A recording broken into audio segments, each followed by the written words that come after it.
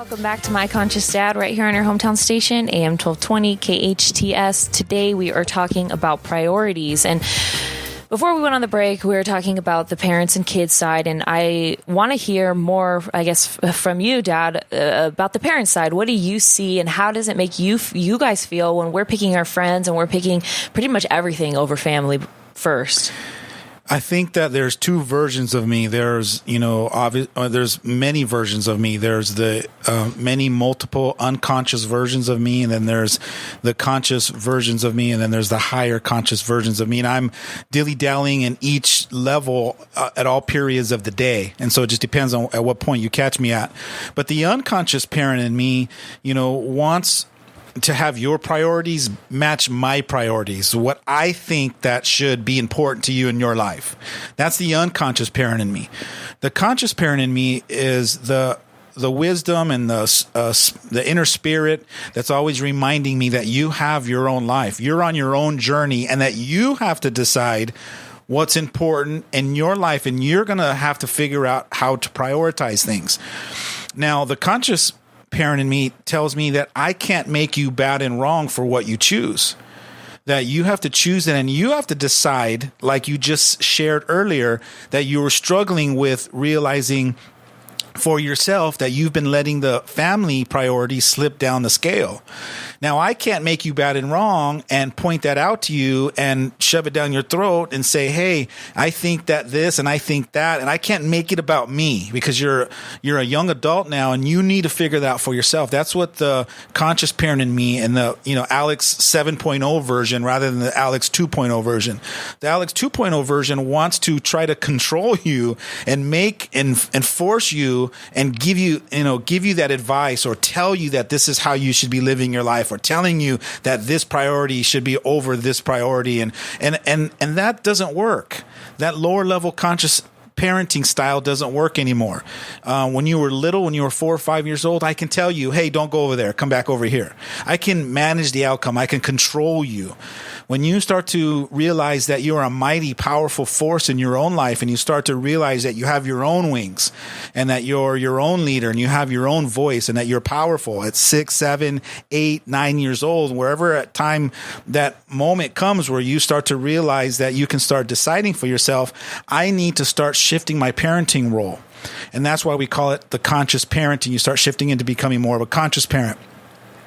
The conscious parent is more of a coaching style parent where I get to ask you questions for you to self-reflect and decide for yourself within your journey of what choices you want to make and what results that you want to experience.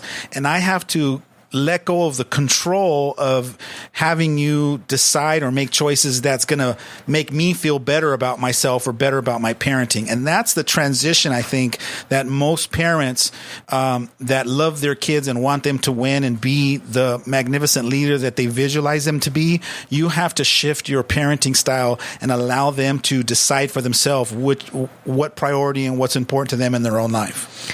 Do you ever feel like with your clients, because I'm sure this comes up a lot, I don't know if a lot of parents even recognize that their kids have priorities at all. Do you ever feel like that's something that ever comes up, or do they not even notice it at all? It depends. When I'm coaching family groups and I have a son and a daughter, or I have the mom, dad on the couch on the left and son and daughter on the right, and the son or daughter is frustrated about something and they don't know how to communicate it to mom or dad, then that's where I'll get in and I'll ask permission to speak for them because they might not have the words. And then what I'll ask is, once I get the permission from the kids, I'm going to turn to the parents. I'm going to just slice and dice whatever it is they're really trying to get to. What's the crux of what you're trying to say? And I might look over at mom and say, hey, mom, what your daughter is trying to say is that she has priorities in her life and they're important to her and they matter. And with the way that you're trying to parent her, she can't see that your commitment is to her priorities. It makes it sound like you just want her to live her life that's going to benefit you and make you feel better about how you want to see her live it. And then I look over at the kid and I go, am I saying that right? And their eyeballs get really big and they're like, yes, thank you for helping me articulate that. I didn't know how to say it, because they're 15 or 16 years old. or they're 23, 24-year-olds that still haven't evolved to that level to be able to articulate and use their voice to say what they mean. And then when I ask mom or dad, what did you hear me say? That's when I get the parent to just go, wow, I just realized, and then, they'll give their feedback. I just realized that I've been trying to control her rather than creating a space for her to figure out on her own what is important to her. I also think that when you say it and you articulate the words and get the validation from their kid, the parents not only hear it from their kid, but it's kind of feels like it's justified or it's validated because you said it and you agree with it. Well, they're watching me turn to the son or daughter and say, did I say that the right way for you? And they're sitting there watching the son and daughter go, yes, that's, and they're watching the little boy, the little 4-year-old boy come in like that, just gleam and open up and go, yes, that's what I've been wanting to say. So they're watching that. You can't deny that. You can't deny that it took an outsider to come in or an advisor to come in and speak for your son or daughter, like a ghost whisperer, right? Or a kid whisperer. I came in and I was able to articulate and really land the point that the kids have been trying to say for the last 3 or 4 years. And I said it in words and I spoke a certain language that really resonated with the parents and might even have been kind of a sucker punch, like a gut check. To have somebody come in and speak for your son or daughter and then see their face light up is kind of like, who have I been this whole time that I haven't really been hearing what my son or daughter has been trying to tell me for so long? Yeah, and I think as a kid, especially at 14, 15, we don't know that these, at least for me, I always talk about how I sometimes need my feelings and my thoughts to be validated and justified before I say them, which is I'm never going to get that, because nobody's going to ever know what I'm trying to say if I don't say it. So I kind of talk myself out of it sometimes. So, and I think as a teen, you want to say things and you want to say, hey, mom, this is how I'm feeling. But if there's no one there to justify it and say, yeah, that's okay. And mom's just saying, what do you know? You're a kid, stop hanging out with your friends. Then all of a sudden I feel like, you know what? She's not listening to me because I'm mad.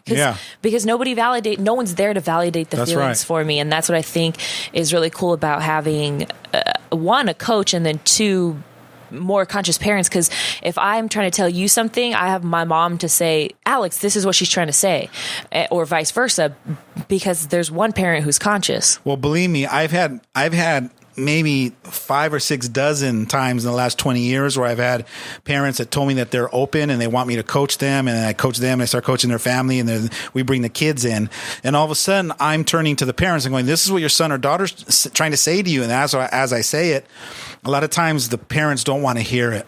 And I've lost a lot of clients before because they're not they say they're open, but they're really not as open as they think they are. Because once I am able to communicate what the kids are trying to say to them, a lot of times they don't want to hear it and they don't want to change, or they don't want to be open and trusting enough to create that kind of environment for their kids to flourish in. And so a lot of times you'll notice that, or I'll notice that I won't either be invited back into that family to continue coaching. But the ones parents that do have that grit and are open and do have that courageous warrior to take some of those gut checks and take some of those shots that I'm, transferring over or speaking for or giving a voice from their kids, those are the parents that end up having the biggest breakthroughs, and you can see it in their family. A little bit at a time, it starts to unfold, and you start to watch this amazing synergy and connection with these kids in a family that is phenomenal. This is what I call extraordinary parenting. The ones that are true warriors and they're willing to get in there, roll their sleeves up, and get dirty. And it's cool because we lock the door and we just get in there for an hour and a half, and we go, and then we're walking out. Everyone's crying, everyone's hugging and crying, and that kind of shift sometimes can't be caused because you're in it. You're attached to things, so you need an outside person to come in and kind of create that safe, loving environment where that kind of work can happen. And as a parent, can you see the value in the priorities that we set? Can you, because I know that let's say for me as a teen, let's say I was putting my friends first. Can you see either A, the value in that, or B, the value in letting me put my friends first? Absolutely, both. First off, the value of you needing your friends at that moment is because your friends represent something for you that I can't give you or that your mom can't give you. They're a symbol for something. Now, what would you call that symbol? What word could you give to have them represent for you? Is it to be understood, right? It's like, there's parent perspective and then there's teen perspective. My best friend, she gets me. And when she gets me, she understands the teen perspective. Mom, Dad, you're so far out of it. You're so in parent land. You can't get teen perspective. So she gets me. So my friends represent that for me. So I get how important that is for kids to need to vent and to call their friends to be that kind of support for them because they feel like they're heard. When I'm talking to mom or dad, because you don't get teen perspective, you're not hearing me. So that's why I see the value of that. The second question you asked me was, do you see the value in letting me put them as a priority? So if I just showed you the value of why I see that you need that, then now obviously you can see that it's valuable for you. You need that to help you make sense that you do matter, that how you feel is important, and that it matters to your friends. So earlier you said you needed to feel validated. So talking to 3 or 4 of your friends that understand you from teen perspective, you now feel validated, and now you hopefully have the courage to come to me and challenge me. Hey, Dad, I know you can't see from where I'm looking at because you're far up there in parent land, but you need to see that from my current perspective and the way that I look. I don't have your confidence. I don't have your point of views. I don't have all your maturity. I don't have all that. I only got what I can currently create in my own current context of who I am as a 16-year-old. So this is what I'm asking for from you, and this is why it's important. So I see the value of you having your friends to be that support for you because they symbolize your strength. They symbolize your validation. They symbolize that you're going to gain confidence by bouncing your ideas and your frustrations off of them to help you get clarity. And it's obviously, I don't know if this is obvious, but to me, obviously, is really rare for your kid to stand up and say, I know you can't, everything you just said, I know you can't see it right now, and I know that it looks like that. They're not your kid is never going to say that. They don't speak like that. They're never going to say that. But that's what they feel. And so that's why sometimes when I'm there coaching a family and I'm able to say that for the kid, that's why they're like, their knees shaking and some of them start trembling like, yes, that's what I've been trying to say. I didn't know how to say it, and some of them are like, I know I felt it, but feeling it and then transcribing it up here to actually put it into words, I couldn't do that.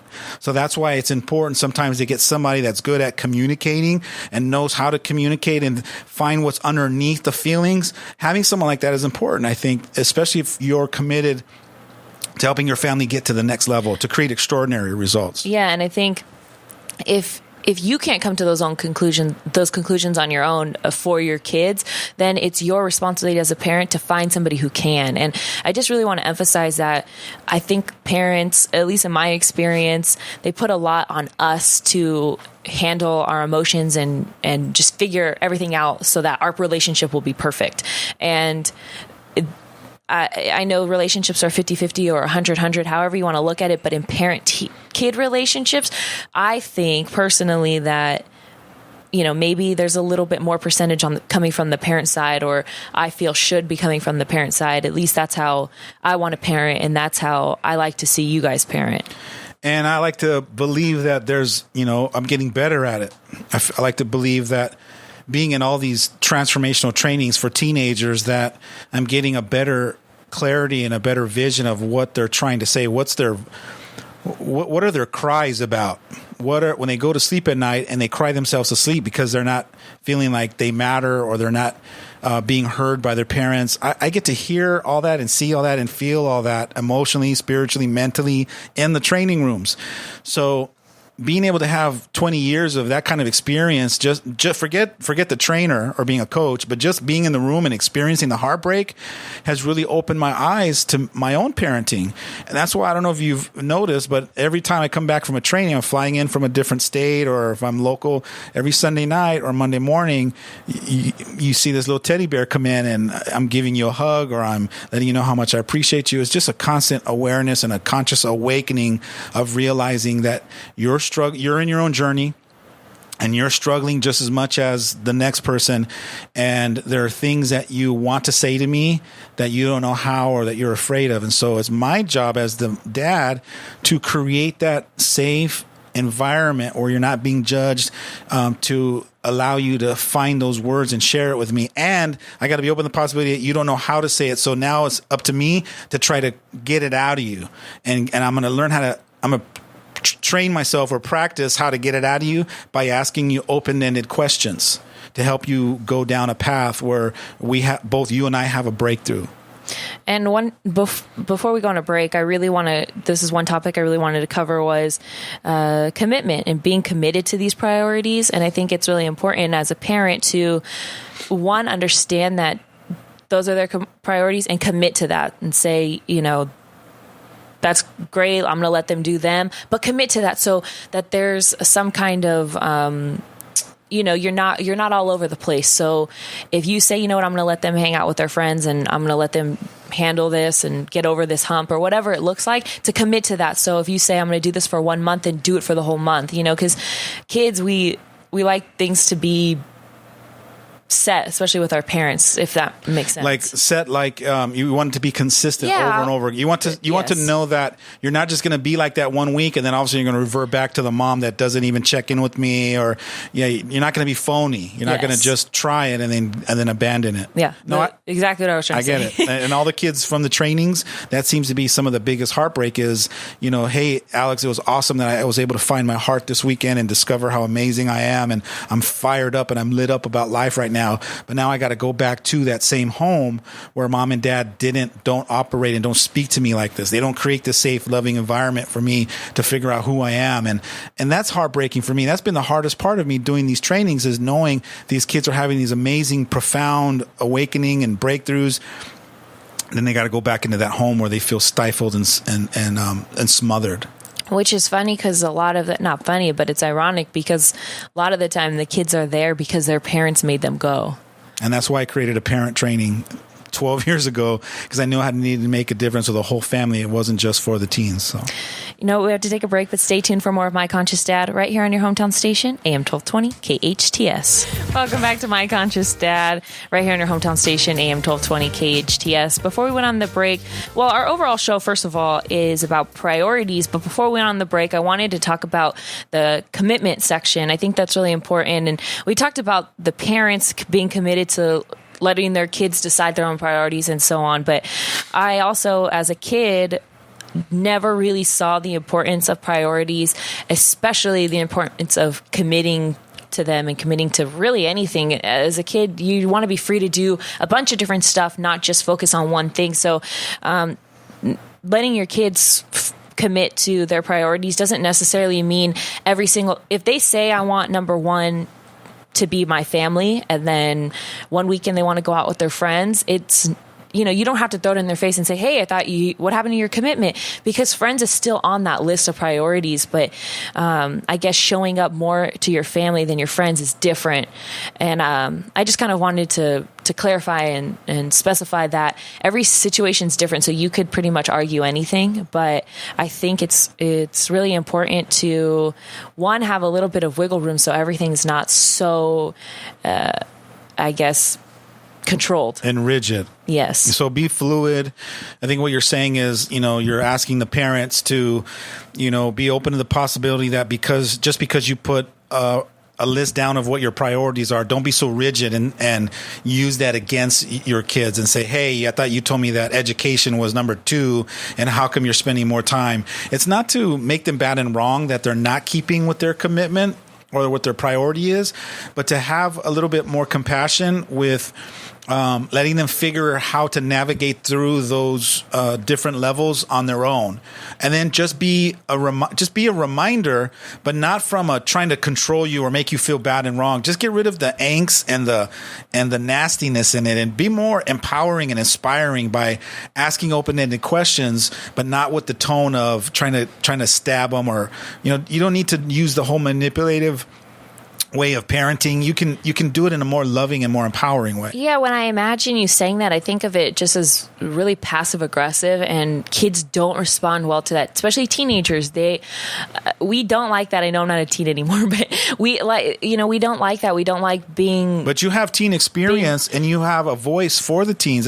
That's what I love about your journey, is that you might be 21 years old, but you're still a teen at heart. You still have that teen experience that you can. We were talking about articulating that voice for the teens. I think that's maybe one of your gifts, is that you can actually speak for the 15 or 16-year-olds that if they're listening, I doubt they're listening to this kind of a show, but if they are, they're like, hey, Mom, that's exactly how I feel. You know what I mean? I think you can actually put it into the words to be their voice, and I think that's something that's valuable. Yeah, and one of the things that, if I could just share a really quick little story, is one of my best friends, her little sister's now growing up and going into her teens, and she's 13 now. So she's having, the normal attitude and everything that I went through. So when I hear them complaining about it and like, oh, she's this and this, I'm like, so? Like, I see, like, I turned out okay after I got through my attitude phase. And even if it's bad or long or whatever, they get over it. Like, after you get out of your teens, there's a difference between attitude and anger, though. So don't get those two confused. But it is really cool to be able to say, so what? Let her do her thing. Let her, she's a kid, and, I think that's really important, but it's also, especially what I love about our show, is we have me who's fighting for the teens, and then we have you who's, fighting for both the teens, but you also have the parents inside, one, with working with them, and two, being a parent. Yeah, I can play both ends of the spectrum. I can jump on both sides of the fence.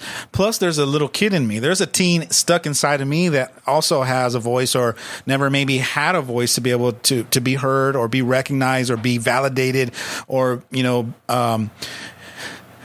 let it be known that my voice was important and that it mattered in the home. A lot of times, people that grew up in the era of the 80s, Generation X, a lot of us were told to shut up, that, either we didn't know what we were talking about or just do it because I said so. So we grew up in that kind of, parenting style.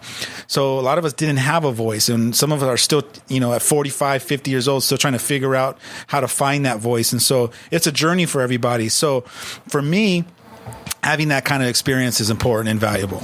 Hey, you know what? Thanks for joining us today, everyone. We're here every Friday from 1 to... Oh, we're here every Friday from 12 to 1. Noon. Every Why time. do you keep forgetting every time. that? Noon to 1. 12 to 1. We're here every Friday. Thanks for joining us. Yeah, thanks for joining us. Hang out with us next week, 12 to 1. Right here on your hometown station, AM 1220 KHTS.